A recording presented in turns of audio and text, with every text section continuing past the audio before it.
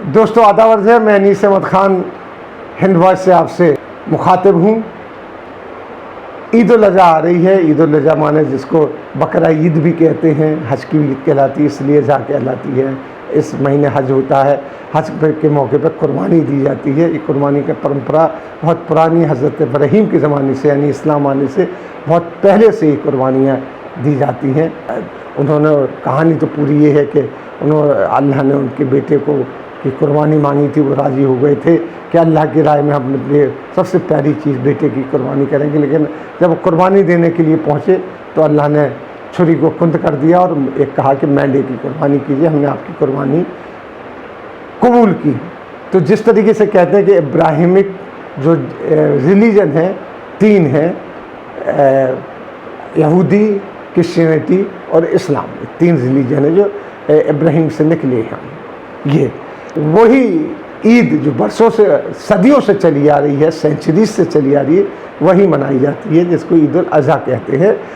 भारत में जो कि कोरोना फैला हुआ है, इसके कोई भी त्यौहार नहीं मन रहा है। लेकिन जो भारत में अब जो यूपी के मुसलमानों के ईद उल अज़हा के मौके पर यानी बकरीद के लिए जो ख़रीदे गए जो बकरे हैं, क्योंकि पीछे सरकार ने अपनी एक डायरेक्टिव निकाल के नोट निकाल के कह दिया था कि बकरा ईद पर कुर्बानियाँ हो सकती हैं, लेकिन वो सफाई सुथराई के साथ होना चाहिए और गौवंश का उसमें कोई रोल नहीं होना चाहिए। गौवंश की कुर्बानी नहीं दी जानी चाहिए जो मानने वाली है। वैसे भी मुसलमान गौवंश की कभी कुर्बानी नहीं देता, जो देता है वो बड़ा अच्छा नहीं माना जाता है और देना भी नहीं चाहिए।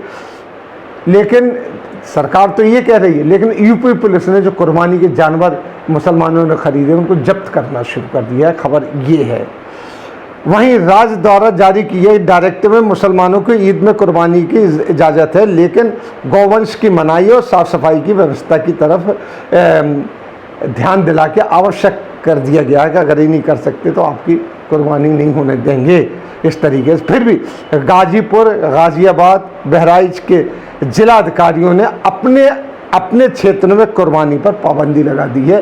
यानी योगी जी की बात नहीं मान रहे हैं वो, और कुर्बानी पर पाबंदी लगा दी है। और जो कुर्बानी के लिए जानवर ला रहे हैं लोग उनको जब्त कर रही है पुलिस। अब वो जब्त करके क्या करेगी वो नहीं पता, लेकिन जब्त कर रही है जो कि अनकॉन्स्टिट्यूशनल है। इसी के साथ खबरें बढ़ने से पहले आपसे अपील करते हैं अपने दर्शकों से कि जो लोग हिंद वॉइस देख रहे हैं वैसे सब्सक्राइब करें, इसकी वेबसाइट पे जाएं, इसके फेसबुक पे जाएं, और जो पेटीएम नीचे चल रहा है उसमें तो अगर थोड़ी सी मदद आप कर देंगे तो हमारे लिए बहुत सही होगा। अब खबर में बढ़ते हैं तो जमतुल उलमा हिंद एम के अध्यक्ष मौलाना कारी मोहम्मद उस्मान मंसूरी ने यूपी एडमिनिस्ट्रेशन पर आरोप लगाया है कि योगी सरकार द्वारा बकरीद मनाने के दिशा निर्देश के बावजूद भी, इजाज़त देने के बावजूद भी, जिसमें गौवंश की कुर्बानी पर सख्त मनाही है तथा कुर्बानी में साफ़ सफाई करने के निर्देश हैं, ये सब उनको हैं, इसके बावजूद भी मुसलमान जब इन सबको मान रहे हैं, इसके बावजूद भी राज्य के कई क्षेत्रों में जिला प्रशासन ने कुर्बानी पर पाबंदी लगा दी है। यही नहीं, पुलिस वाले घर घर जाकर कुर्बानी के जानवरों को जब्त भी कर रहे हैं, ये उन्होंने आरोप लगाया है। ये बहुत गलत बात है, जब्त नहीं करना चाहिए, जबकि आपके राज्य के मुख्यमंत्री का डायरेक्टिव आ चुका है, राज्य के हेड ऑफिस से डायरेक्टिव आ चुका है। मोहम्मद उस्मान मंसूरी ने ज़िला प्रशासन को इस तरह की कार्रवाई न करने के लिए कहा है, क्योंकि कुर्बानी इस्लाम में एक धार्मिक अनुष्ठान है। सोशल डेमोक्रेटिक पार्टी के वाइस प्रेसिडेंट शरीफुद्दीन अहमद ने यूपी पुलिस को कुर्बानी रोकने के लिए कड़ी सख्ती करने के लिए उन्होंने उसका बड़ा विरोध किया है। तो कड़ी सख्ती कर रहे हैं कि जानवर जब्त कर रहे हैं पुलिस वाले, तो उसका उन्होंने काफ़ी विरोध किया है और इससे संविधान की दी गई धार्मिक आज़ादी को हक का अवमानना भी कहा है। इनका कहना है कि ईद नमाज के लिए ईदगाह में कई तरीके के जो बंधन लगाए गए हैं सोशल डिस्टेंसिंग के, और किस तरीके से आपको लाइन लगाना, कैसे जाना, गले नहीं मिलना, हाथ नहीं मिलाना, वो सारी चीज़ें लोग मान रहे हैं। जबकि राम मंदिर, और उसके बावजूद भी राम मंदिर में जो शिलान्यास हो रहा है उसमें अभी जब योगी जी वहाँ पे मंदिर की सब पूरी कार्रवाई देखने गए थे, पूरी वहाँ की देखने गए थे किस तरीके से शिलान्यास की जो चल रही है तैयारियां, उसकी जायज़ा लेने के लिए गए थे। तो वहाँ इतनी भीड़ थी, वो उनके अगर फोटोग्राफ देखें तो आपको पता लग जाएगा सोशल डिस्टेंसिंग का नाम और निशान भी नहीं था वहाँ पे।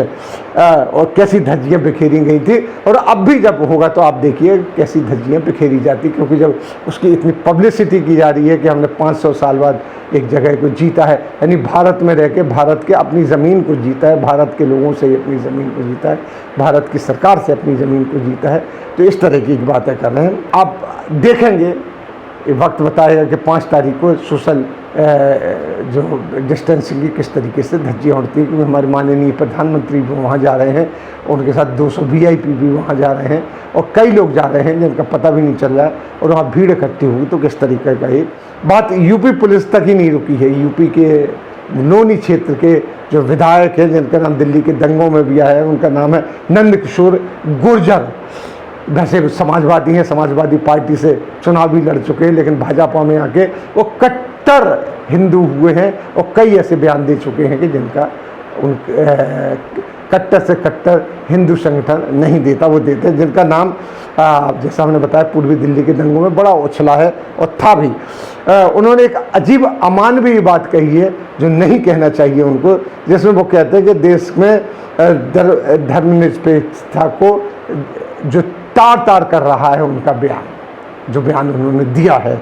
नंदकिशोर का जो चैलेंज है कि उनके रहते हुए कुर्बानी बकरों की नहीं हो सकती है, उन्होंने चैलेंज सा दिया है, यानी सांप्रदायिक सौहार्द को बिगाड़ने की एक बात कह दी उन्होंने। कुर्बानी नहीं हो सकती। अगर किसी को करना है कुर्बानी, किसी को मतलब किसी मुसलमान को अगर कुर्बानी करना है तो वो अपने बच्चे की कुर्बानी दे। ये कोई बात हुई साहब? इस तरीके से कह के नंदकिशोर गुर्जर बताना क्या चाहते हैं, कहना क्या चाहते हैं, ये समझ में नहीं आ रही है। ये अमानवीय उनका बयान है।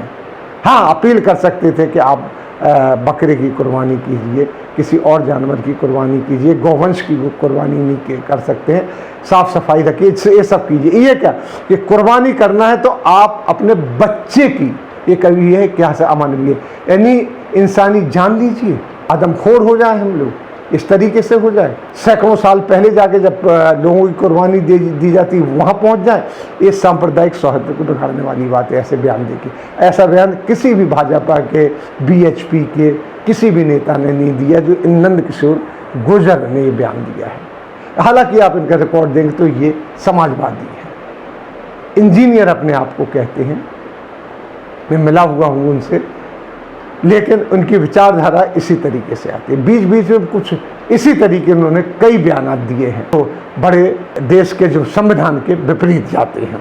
उनका एक नया तर्क है, दूसरा तर्क वो ये कहते हैं गोश्त जो है वो कोरोना फैलाता है, लिहाजा मैं इसका विरोध कर रहा हूँ। गोश्त कोरोना फैलाता है और अमानवीय तरीके से अगर अपने अपने बच्चों के कुर्बानी देंगे तो वो क्या फैलाएगा, वो ये नंदकिशोर गुर्जर ही बताएंगे, दूसरा नहीं बता सकता। तो ये सारी बातें बताने का मतलब ये है कि एक त्यौहार का मौका है, देश हमारा संकट के दौर से गुजर रहा है, कोरोना ज़बरदस्त तरीके से इकोनॉमी पे छाया हुआ है, चीन वहाँ आया हुआ है और देश में इकोनॉमिक स्लो डाउन चल रहा है, बिल्कुल बुरी तरीके से बेरोज़गारी बढ़ रही है।